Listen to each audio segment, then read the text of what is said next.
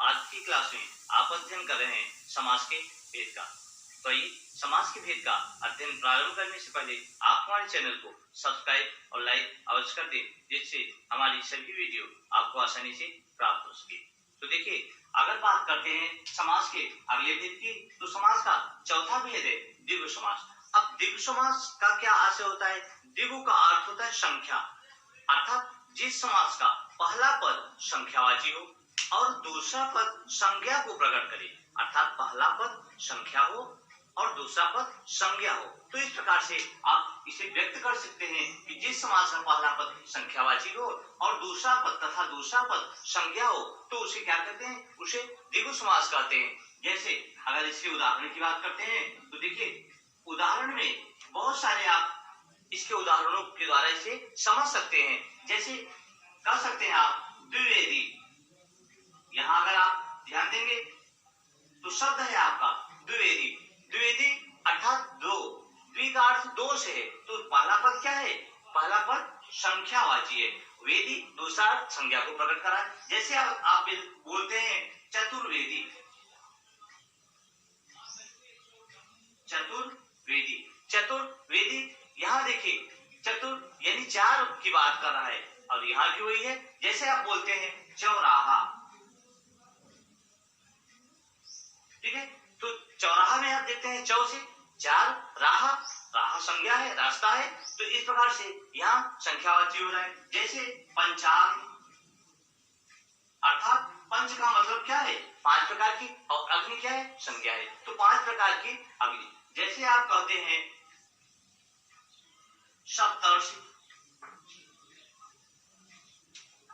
सप्त का अर्थ क्या है? सप्त का अर्थ सात से है और ऋषि वो भी संज्ञा है, उनको संज्ञा दी गई है। तो जैसे आप बोलते हैं नवग्रह,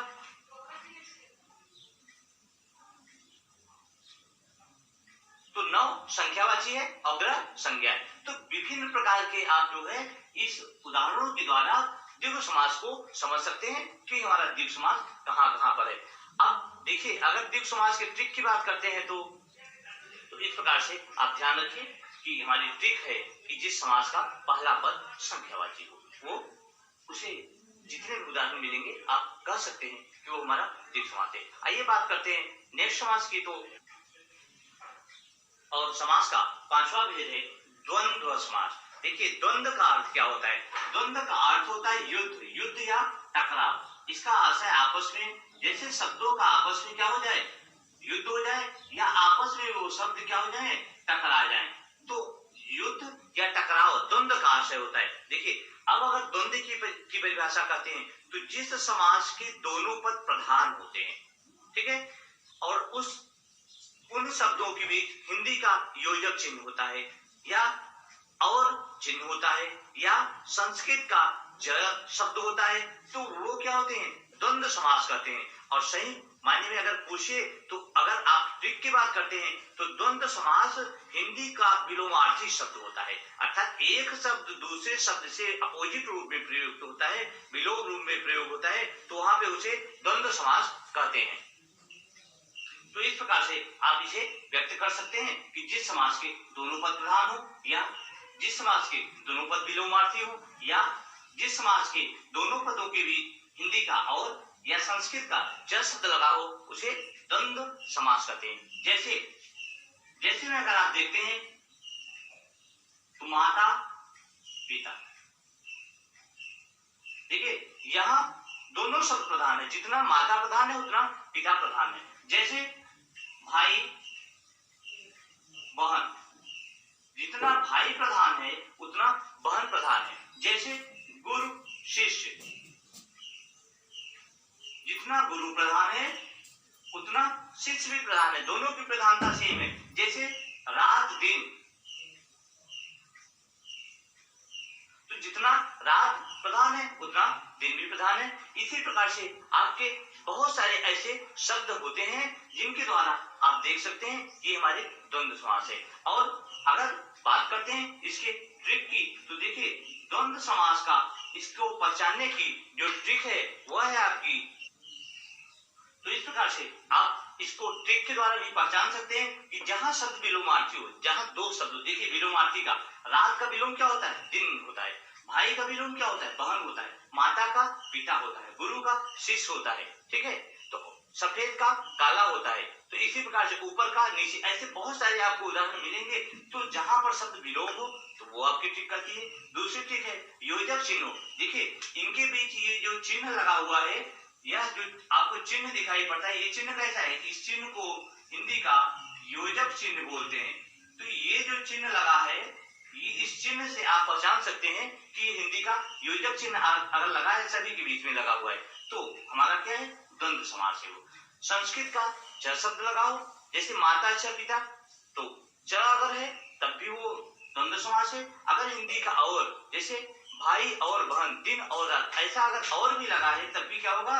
तब भी द्वंद्व समास होगा। इस प्रकार से आप इसे आसानी से पहचान सकते हैं। आइए बात करते हैं नेक्स्ट समास की। तो हमारा अंतिम समास है, तो देखिए बहुब्रीहि समास क्या होता है।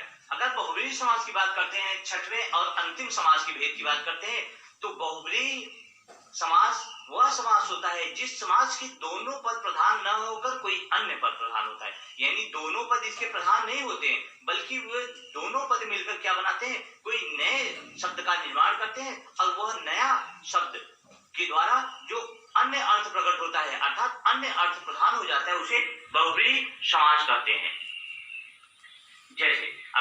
जैसे उदाहरणों में देखें, जैसे लंबोदर, जैसे लंबोदर। अब देखिए लंबोदर का जब आप समास विग्रह करते हैं तो क्या होता है?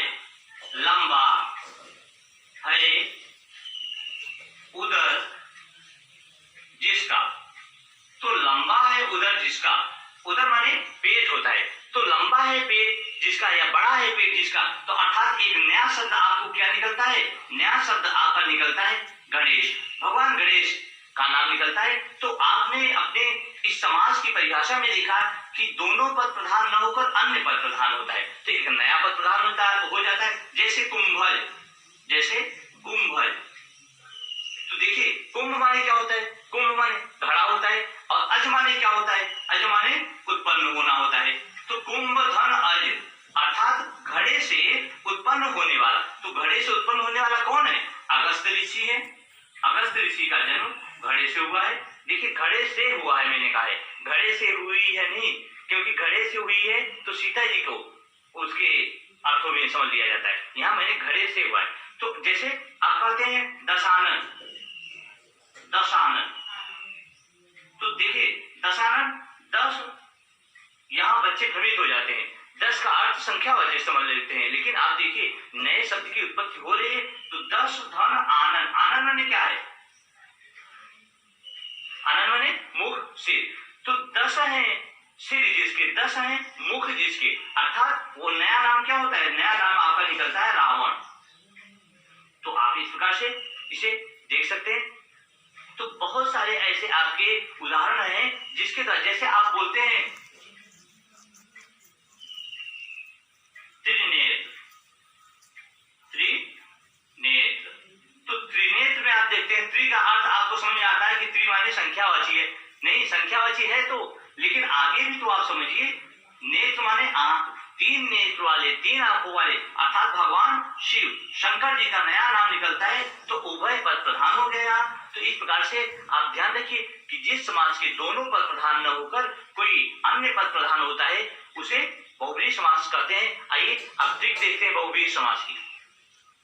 इस प्रकार हमारी ट्रिक कहती है कि उभय पद प्रधान हो, यानी जिस समास का उभय पद प्रधान हो वह बहुब्रीहि समास होता है। तो आप आसानी से उभय पद अर्थात अन्य पद को समझकर जब कभी ऐसा है तो आप समझ लीजिए कि वह बहुब्रीहि समास है। तो आज की वीडियो में बस इतना ही।